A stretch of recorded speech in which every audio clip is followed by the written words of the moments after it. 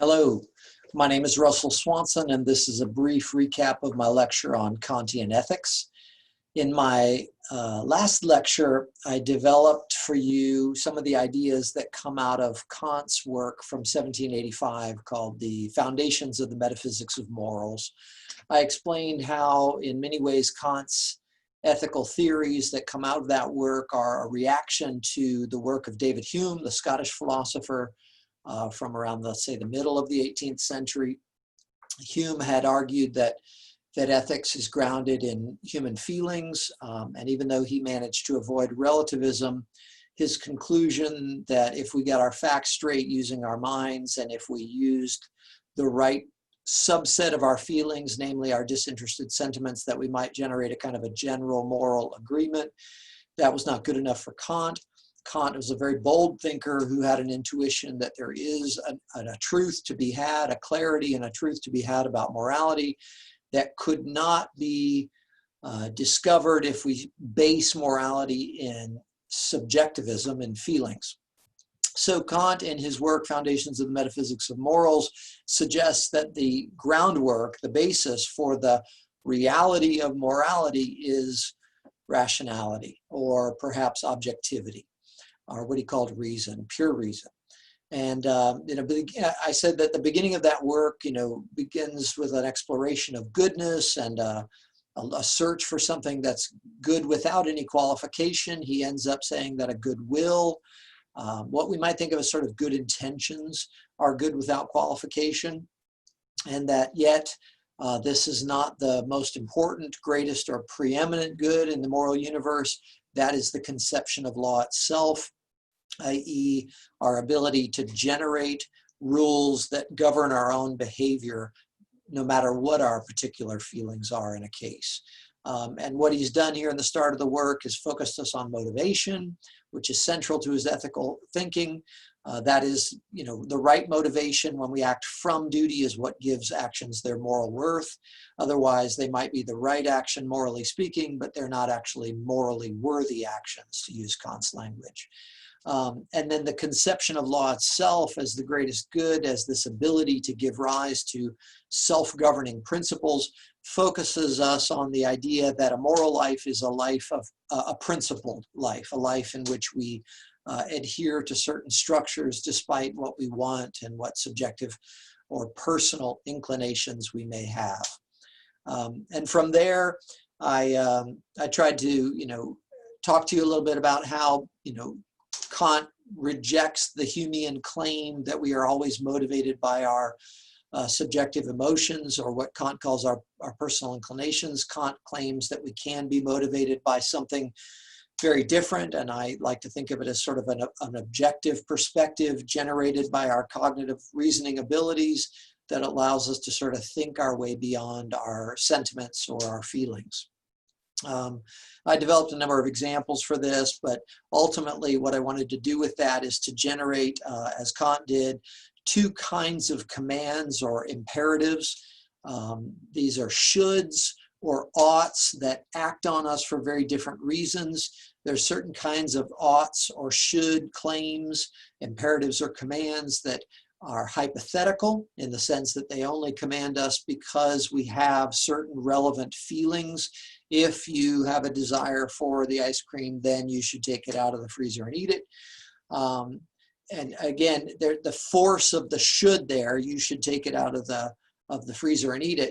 If you don't like the ice cream and you don't have hunger for it in this moment, then when I say you should take it out of the freezer, you're not motivated at all.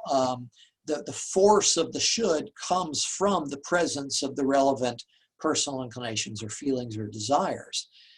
However, Kant claims that there's a set of shoulds in life, the moral shoulds in life, that don't rely upon the presence of any personal inclinations, that get their force strictly from the fact that we are capable, through reason, of generating a kind of a rational or objective perspective on life. So again, in the example I developed in my lecture, if we look at the ice cream and we think, hey, I like that ice cream, I'm hungry for it, I should eat it, maybe at the same time, almost, we hear another voice in our head, feel another bit of force that we shouldn't. Why? Well, it's not ours, let's say, as we developed in the example.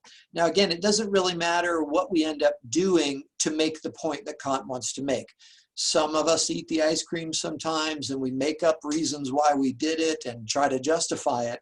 But for Kant, there's one right thing to do, and that's to leave the ice cream in the freezer because it's not ours. And there's one right reason to do it, and that's because your sense of objectivity recognizes that it is your moral duty in this moment.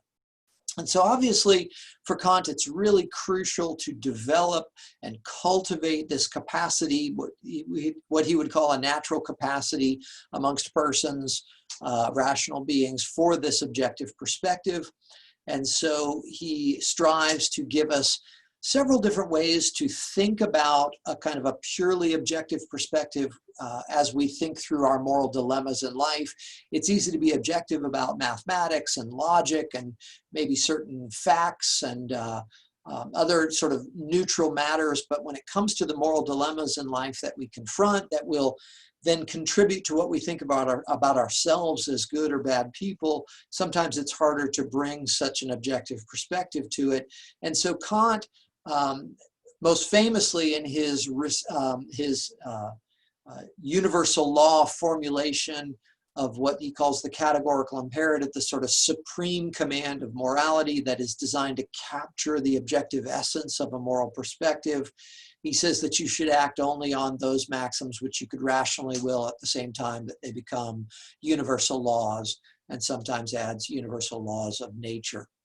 And this, I want to say, just to review that, yes, this sets up the three-step process that allows us to try to bring objectivity to our moral dilemmas. Before I review that, let me just make one other connection that I made briefly in my lecture.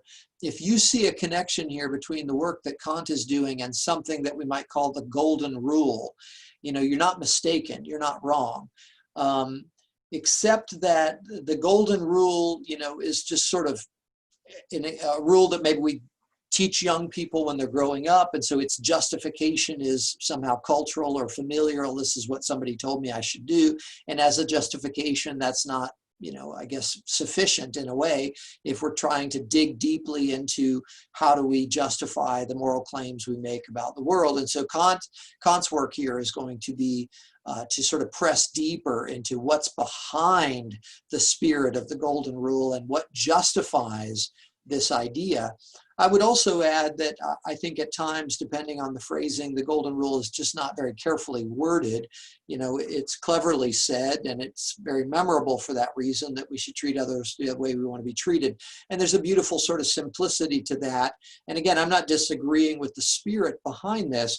However, if you treat others the way you want to be treated, there's some sense in which you might be tempted to simply project your subjective perspective onto others.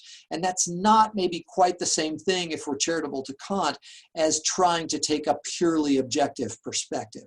Instead of imagining that everybody else wants what you want, which treat others the way you want to be treated, I think, unfortunately, right on the surface of it, kind of points us toward, I think underlying that, right, is this claim that Kant is making that that what's at the heart of a moral perspective on life is a kind of an objectivity that is distinct from one's subjectivity.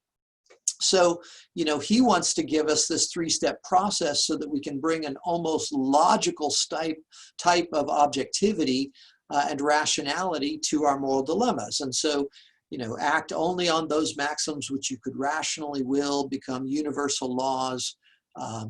This idea gives us kind of this three-step process in which we identify our maxims, the personal principles which we would be using to govern our behaviors in certain scenarios, and then universalize our maxim, imagine in a thought experiment that has nothing to do with any kind of power to really make this happen, but just imagine that everybody could or everybody would be determined by such a principle, and then look at this world with your logical capacity and see if there's something about it that just doesn't make sense, perhaps what we might call a logical contradiction there.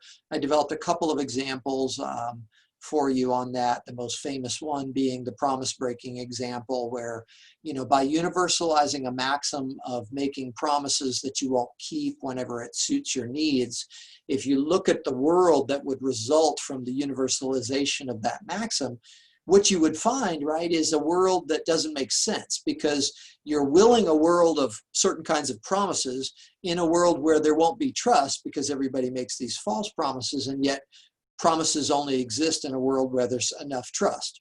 And so, you're kind of willing a world where there's trust and no trust at the same time, and you're contradicting yourself. And the beautiful elegance, I hope you can see it, of this Kantian idea, right, is that anything that is immoral, if you run it through this kind of thought process, will produce a logical contradiction. So, that's about where we let off last time. In the last lecture on Kantian ethics, and in my next lecture, I'm going to explore some of the responses to and implications of this theoretical approach. And this has been my brief review of my lecture on Kantian ethics.